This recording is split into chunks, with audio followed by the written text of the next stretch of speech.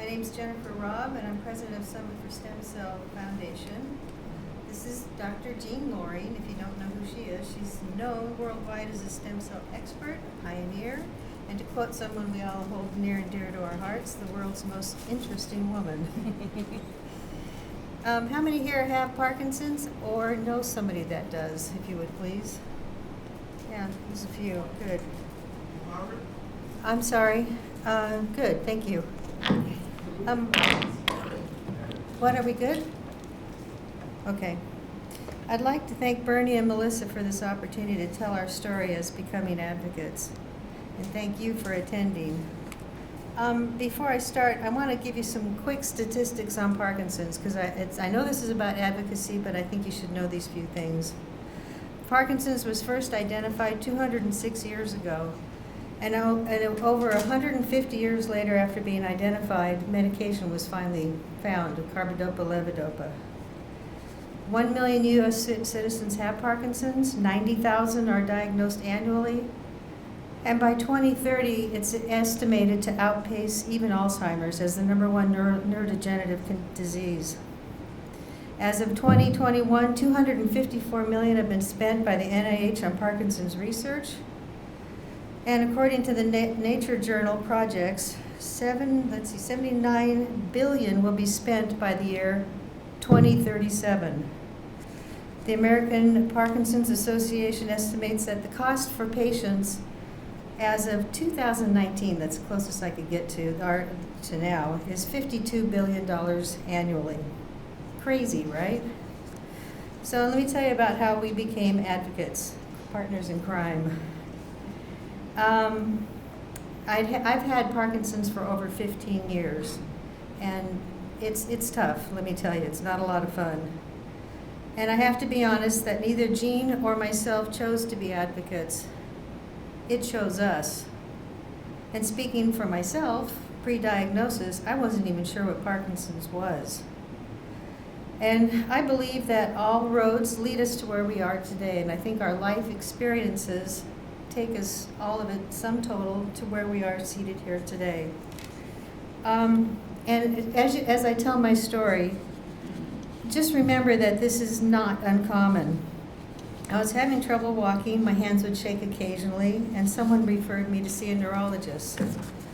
He ran a series of tests and imaging, and at the follow-up appointment, he came out, what? I'm just saying, yes. Oh, no, not yet. I got this. I know. At the follow-up appointment, the doctor himself escorted me into the viewing room, and I was alone, all by myself, sitting there looking at just walls of the imaging. I thought, oh my gosh, I have a brain tumor? Do I have cancer? What the heck is this? And now we move on, Jeanne. Which one do I hit? This one. And he sits me down, and I'm super scared. I'm holding my breath, and I hear, I think you have Parkinson's. I looked at him, and I thought, what? How do you say that to somebody? You think? Seriously, you think I have Parkinson's? And I kind of said a few colorful words and walked out. But that led me down the road to second, third, fourth, did I get the right one? Even fifth opinions. I was told I had lupus. I was told I had essential tremor. I might have Parkinson's. I might be just depressed, and so on. And then one day someone tells me that there was a medical guru on Parkinson's up at UCSF. I went up there with my husband, and after examination, he pronounced that I was just depressed, darling. I didn't have PD. He said, stop taking all that stuff you're on. All you need is an antidepressant. I thought, yes, somebody finally sees what I see. I know I don't have that. And I stopped taking all the stuff, and after a couple weeks, I needed 2 canes to walk, and I had to hang onto walls just to stand up. So my husband and I go back, and he looks at us incredulously, and he says, what are you doing back here? And he said, I don't want you back. He said, go see your own neurologist in San Diego. And all right, here we go again. This left me with even more questions swirling in my head. Who to trust for straight answers? I go to see the local expert. He sends me home to watch a YouTube video after examination that would explain his diagnosis. My husband and I learned through the YouTube video that he thought I had atypical Parkinson's with a life expectancy of 5 to 7 years. That meant I had 2 years, maybe 4, to live. My poor husband falls apart. Are you kidding me? I'm thinking, really? How long can this go on for? This was actually about a 2, almost 3-year journey that I went through all this. So I went back to his office and I demanded a DAT scan. And that's a dopamine transporter scan. It can pick up the dopamine in your brain. And it was confirmed I had Parkinson's. So now what do I do? I had a real hard time accepting this diagnosis because I just didn't want it. I thought, what is Parkinson's? How did I get it? What can I do? What should I eat? What did I take? What should I avoid? And all through this time, these years, I withdrew from my life. I didn't see family. I didn't see friends. I needed to figure things out. I didn't need sympathy. I didn't need to hear you poor thing. I needed to know what I could do. And then I remembered that many, many years ago, when I was in my 20s, I was working pre-med, and I was fascinated with the discovery of neurotransmitters. I read everything I could get my hands on about how nerves could talk, and I had been so wrapped up in proving my diagnosis incorrect that I had completely forgotten this. And I was especially interested in a particular superstar, Dr. Kurt Fried, and Jeanne can tell you why in a little bit better than I can at this time. Fast forward many, many years, and I began to search for a stem cell solution for Parkinson's. I began asking every medical professional I could find, do you know of a stem cell project? Do you know of any treatments for Parkinson's that are in regenerative medicine? And then finally, one day, I find what I'm looking for. I find an invitation to go to the Scripps Research Institute for a lab presentation. I have no idea what it was. I have, again, crawling with 2 canes, hanging on to my husband, going to this lab. And I meet Dr. Jeanne Loring. Anyway, we were told that she needed some funding. 4 weeks later, after this presentation that we saw, we held a fundraiser for her. We raised $1.3 million in one night on a straight paddle race with 64 people, of the right people. That was a miracle. It's not easy. And that's where Jeanne and I took our first steps as patient advocates. We educated anyone who would listen to us about stem cells, especially autologous induced pluripotent stem cell-based treatments. And now I'm going to let Jeanne talk now. But that's basically my story and how frustrating it is. It's a crazy journey to be on, and thank God I found her. So why don't you explain Kurt Fried here, please? Yeah, I'm happy to. So Kurt Fried was a pioneer in the 1980s and 1990s, and that actually was the first time I worked on Parkinson's too. He was doing a clinical trial using fetal cells transplanted into the brains of people with Parkinson's disease. They were around 6 weeks old, these fetuses, and he would cut out a little tiny part of the brain called the ventral mesencephalon and take multiple ones, multiple fetuses, and inject them into the brains of people with Parkinson's disease. He would put it into a part of the brain where the normal connections take place. The dopamine neurons will connect with the rest of the brain. So it was a very straightforward sort of, these cells are lost, 50% of the dopamine neurons are lost when people are diagnosed. What happens if you just replace them? So this was a long time ago.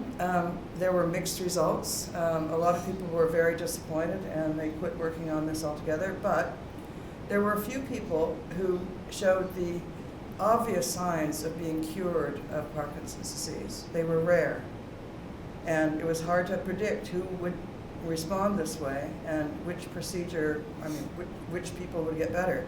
That was because fetal tissue was not exactly a very good source of cells.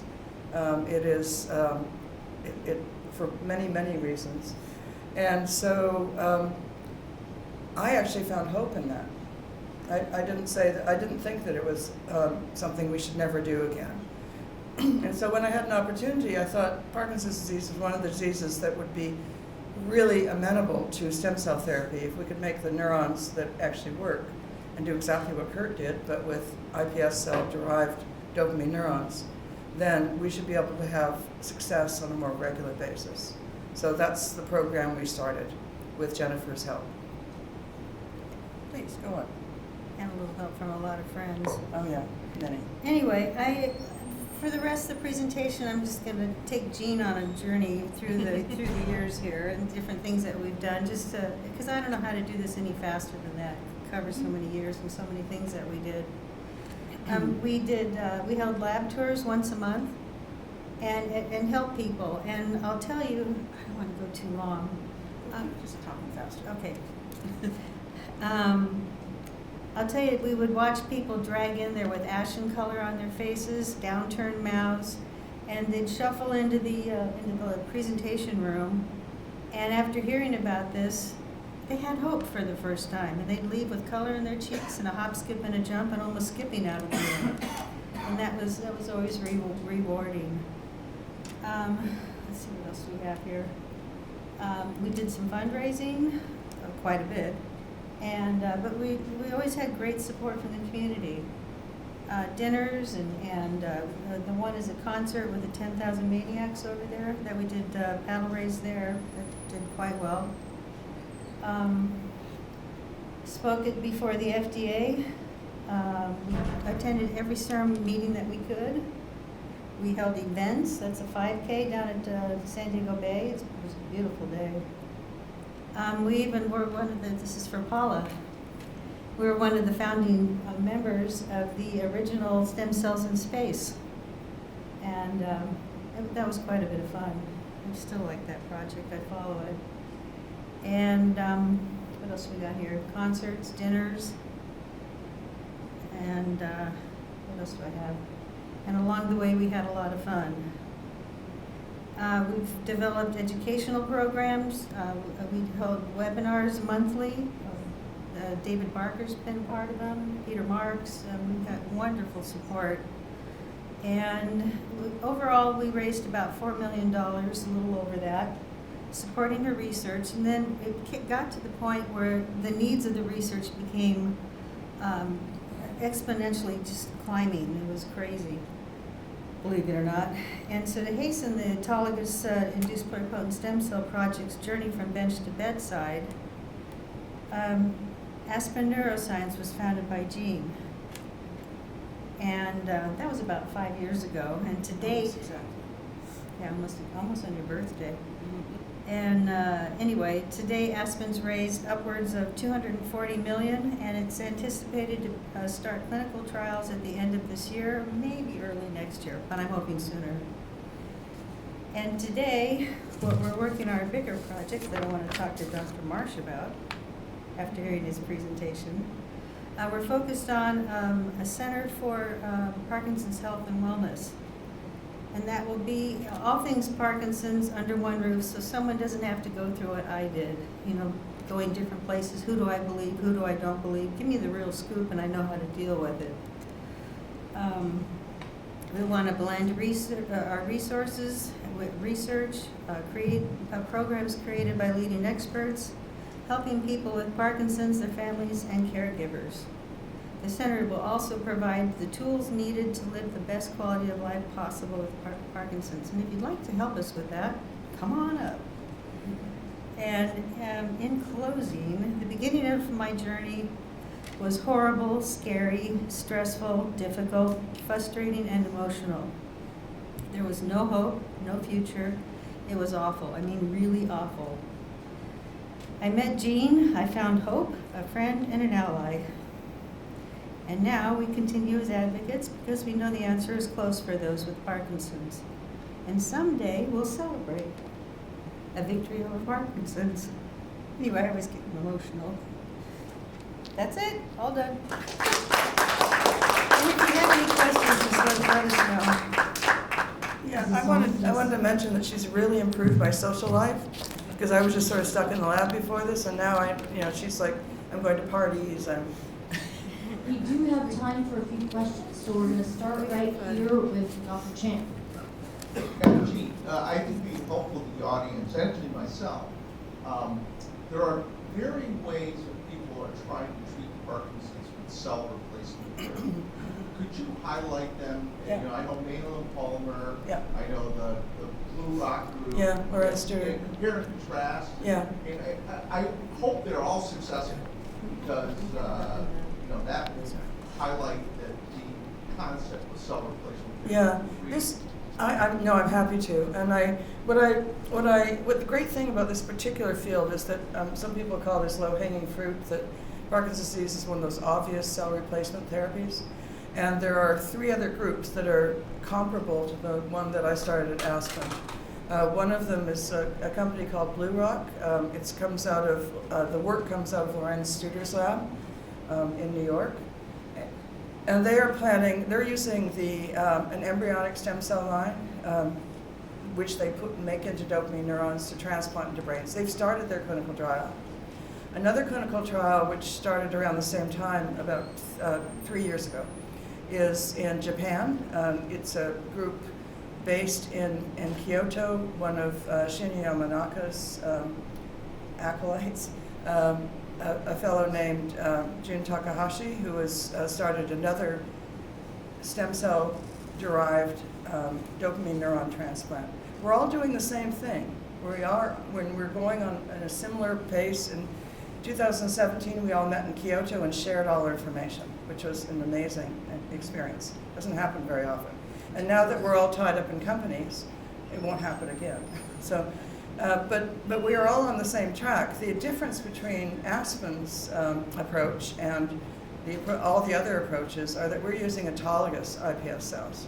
And so we invested really early in release criteria and quality control of the cells, which will allow us to make the same cells from every individual with Parkinson's disease. So we started out with Parkinson's disease patients' iPS cells and developed all these techniques for making sure they're the right cells, using a lot of genomics, which is, I know, probably a lot of fun for everybody. Genomics is really the key to having this work. So we are now at the point where we are just about to open our on-site clean room. We're going to do the manufacturing in-house because there's nobody else who knows how to do this. There will be other people who know how to do this, but right now they don't. And expecting to be able to get the approval from the FDA sometime later this year or early next year. So all the pieces are in place, and it's quite remarkable. And I'm really happy that there are other people doing similar studies because that reinforces our approach. I like that kind of competition. There are plenty of people to treat. Thank you. Any other questions for Jenifer and Dr. Loring? And before I take those questions, I just want to let you all know we're back in here at 1. There's lunch in the same room where it's been served every day. We're back in here at 1 for some more patient advocacy sessions. And then at 2 o'clock out in the atrium, Dr. Tony Atala is giving the keynote today that will open the health span sessions that Dr. Aubrey DeGray, sitting in the back, and his wife Jyoti put together for the conference. But we'd love to see you back in here at 1 o'clock. All right. Dr. Pierce. Thank you. I'm not a doctor, but We're all doctors. hey, any comments on the work of Bob Carter at Harvard and the clinical trial of one funded by Dr. George Lopez? Yeah. It seemed like a miracle result. Well, the question is whether the result is a miracle. It was, I mean, it's not clear that he's gotten a lot better. This interesting thing about transplants to the brain, there's a huge placebo effect, and I'm actually in favor of that because dopamine is the basis for a placebo, and having more dopamine is great for people with Parkinson's disease. So they did an N of 1 study.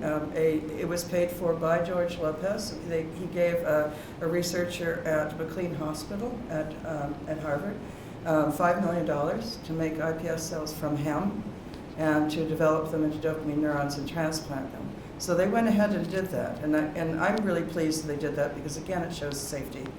Efficacy is a little more challenging, and we expect that it's going to take at least a year, even with an autologous therapy, to to be able to see signs of improvement. And unfortunately, or fortunately, in my view, that year is going to be all placebo effect. People will feel better immediately. And then when the placebo effect wears off, then the cells themselves will take over and presumably will be enough one dose for the rest of their lives. So I don't want to criticize them. They just aren't doing the FDA route that we are and the other groups are. And they still have to go back and. Yeah, they have to start all over again. But you know that, yeah, whatever. But it is a hard road, and so we thought about doing a single patient back in like 2016 or so, and we decided against it because we thought we'd be wasting precious time in order to get to the point where we could treat more than one patient. And it turned out to be a good strategy because we got venture funding right away.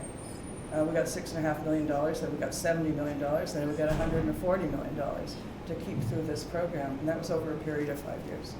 So we're now poised to be able to treat a lot of people. And you know, if we had done it the other way, we wouldn't be. We'd be starting over. Time for 2 more questions. We're going to start with John Hawkins. Just real quick, more of a comment and a kudos to Keith March and for you guys, and give you an example of how out of control things are that I get exposed to out there. Sister-in-law, father-in-law, and diagnosed Parkinson's pretty far advanced at a young age. My wife started to show with Jeanne. Anyway, my sister-in-law couldn't get in the trial at Scripps years ago, calls me, says she found a doctor doing a clinical trial. Will you get on the phone with me?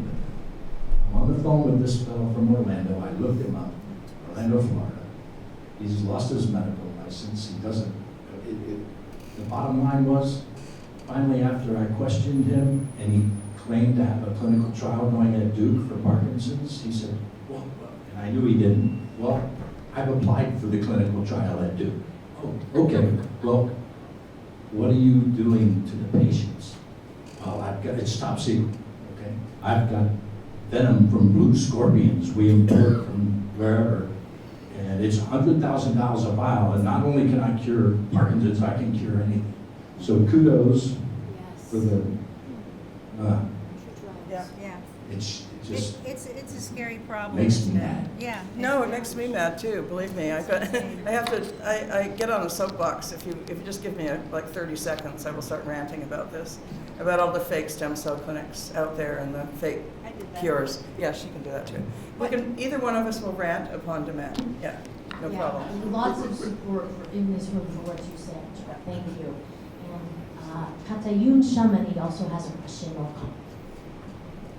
Thank you so much for this story. It was really helpful to hear that background. I've known about asthma for a while, but I didn't know the ways in which it came to be. I'm curious for the wellness center that you also mentioned, if you are doing any work along the lines of the environmental impact, like the metagenomic project that Sergi put together on Parkinson's and looking at lifestyle. Are you integrating any of that together, or is that sort of a separate vein? Not separate. No. No, it's, I'm serious, it'll be, we've got quite an extensive, program designed already. We've got 4 neurologists, I believe, on the committee. It's, what do we have? We have Dr. No, I don't need to name them. Okay. Yeah, they're good though. But Jen, maybe you want to talk about the wellness center, what you're doing at the wellness center related to what she just said? Well, I was getting there. It's just we have a comprehensive programs, leading experts, and it will be. It's just going to cover everything possible, all aspects. I'm in charge of the education. And the research component that we're And the gonna research tie in. component, that's right. And it'll be a great place to recruit patients to and educate them in advance so that they really do understand. Yep. One of the things about having these visitations to my lab was that there is a large cohort of people who really actually understand what stem cell therapy is because we taught them. All right, thank you so much to both of you for an amazing presentation. Another round of applause, and then we'll all go to lunch. Yay, for lunch.